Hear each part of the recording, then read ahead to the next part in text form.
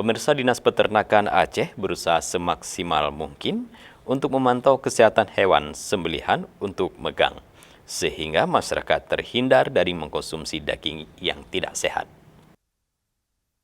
Memasuki bulan suci Ramadan, Hari Raya Idul Fitri dan Idul Adha bagi masyarakat di Aceh, sehari sebelumnya merupakan momentum yang tidak bisa terlewatkan dengan membeli dan mengonsumsi daging sapi atau kerbau di tengah keluarga.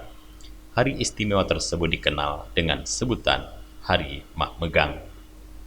Hari Megang telah menjadi tradisi turun-temurun di masyarakat bumi Serambi Mekah ini. Demi menjaga khidmatnya budaya megang tersebut, pihak Dinas Peternakan Aceh berusaha memantau sapi atau kerbau yang disembelih tersebut dalam kondisi tidak berpenyakitan. Kepala Dinas Peternakan Aceh Dr. Hewan Rahmandi MSI mengatakan, seluruh daging megang harus aman untuk dikonsumsi masyarakat.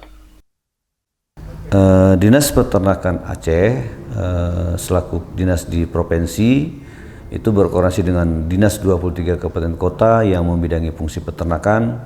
Kita selalu memantau pemotongan, yaitu semua petugas dari Provinsi Aceh didampingi dengan petugas di 23 Kabupaten Kota memantau di rumah potong hewan masing-masing, mulai dari penyembelihan, kemudian penataan daging sampai dengan penjualan daging, dan juga melaporkan harga kisaran daging per kilogramnya dari 23 kabupaten kota.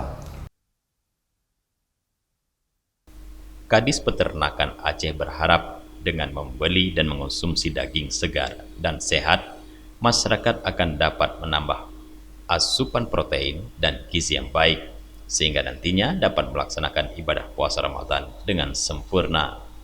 Tim Liputan Aceh TV melaporkan.